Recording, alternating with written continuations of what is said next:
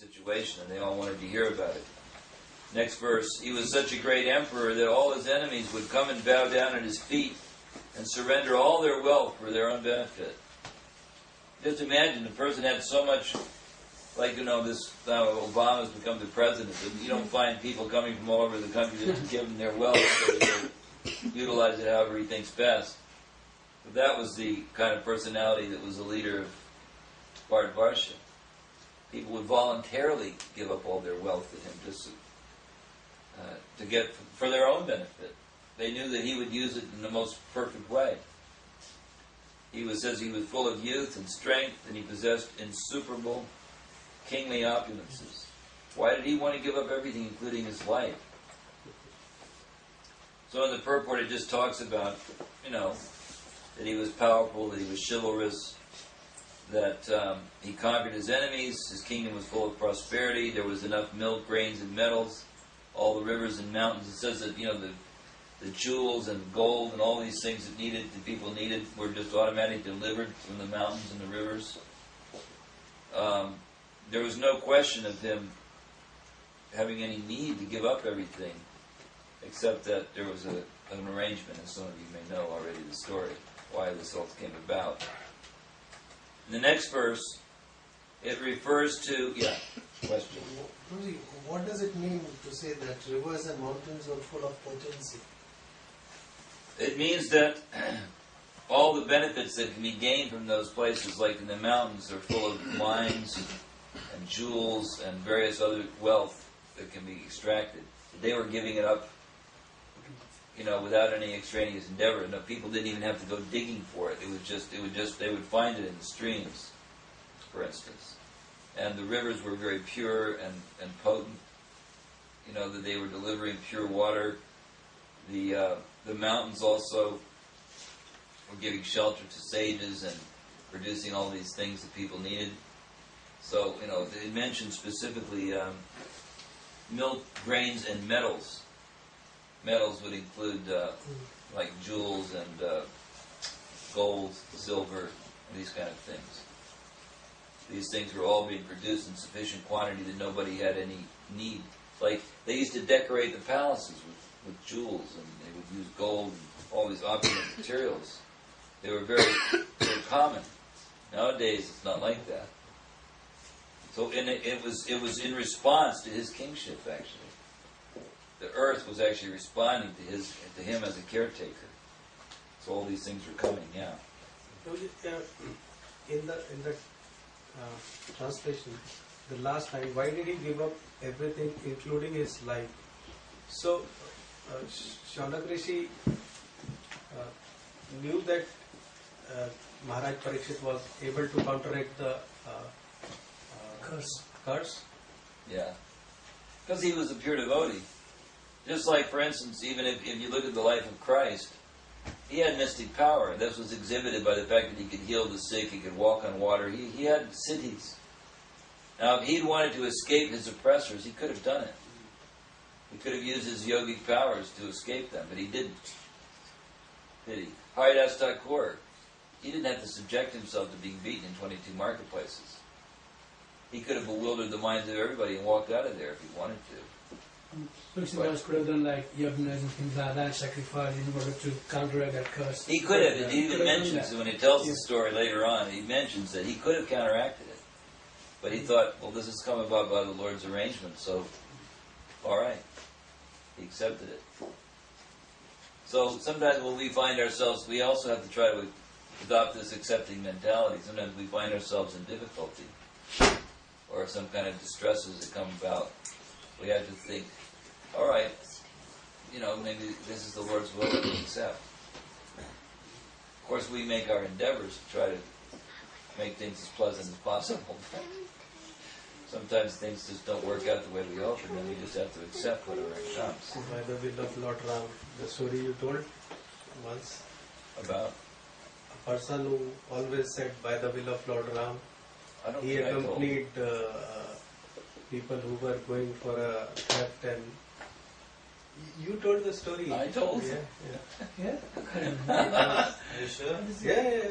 Okay, well, I just see I'm senility is setting. I must be becoming senile then because I don't know anything about this story. But anyway, go ahead. He went to even to the jail, and then the judge asked him,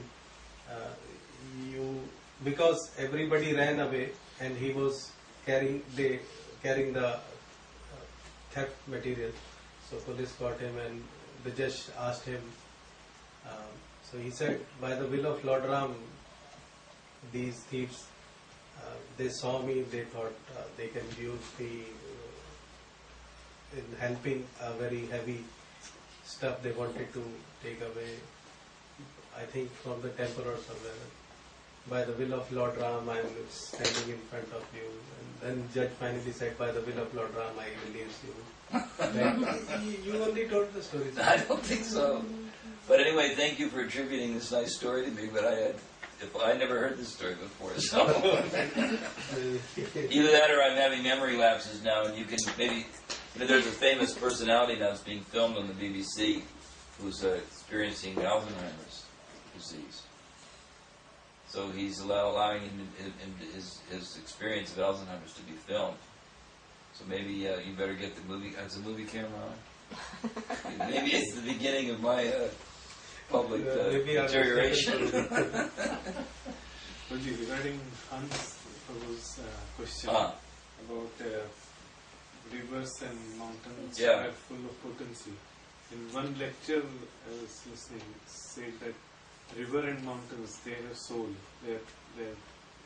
So every mountain has a personality. Yeah. It's not personified. It's actually there's a soul. It's a big being. Yes. Yeah. So it's a being. So that soul. So they were responding to Parikshit Maharaj by delivering all the things that they had that were good. So that was the potency. That as personality. That's a very good point, by the way. Thank you. That they were persons. So when they saw, this person's such a great king, let's give him always. And when someone horrible is in charge, they hide their opulences, which is why it has to be now dug out of the earth, blasted out of the earth, because people are so impious. So text 12, there's a nice expression in text 12, the Sanskrit, Uttama Shloka Parayana, devoted to the cause of the personality of Godhead, probably translates it. In the translation, those who are devoted to the cause of the personality of Godhead live only for the welfare, development, and happiness of others. So this is the mentality of a pure soul. They live for others. Their life is dedicated to others.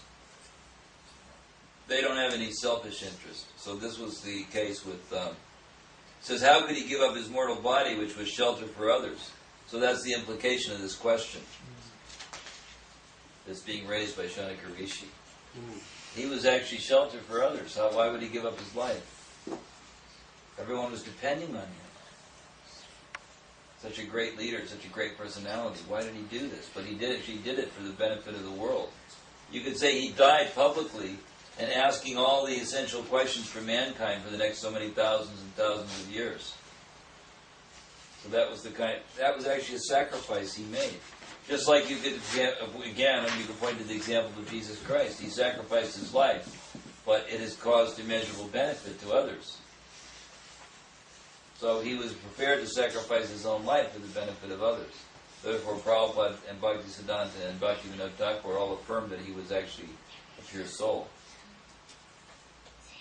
He was prepared to sacrifice even his own life. And in the purport, Prabhupada makes this point. He says he was not selfishly interested. Selfishness is either self-centered or self-extended. So that means it's either centered around ourselves and our immediate family members, or even if it's extended out to society, or on terms of nationality or even internationality, it's still selfish. He was neither. His interest was to please the Supreme Truth Personality of Godhead. The Prophet makes the point that the king is the representative of the Supreme Lord, and therefore the king's interest must be identical with that of the Supreme Lord. A qualified king. They have no separate interest.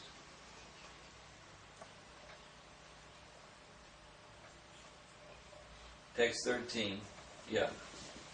I was just wondering that I think, I'm not sure whether it is in the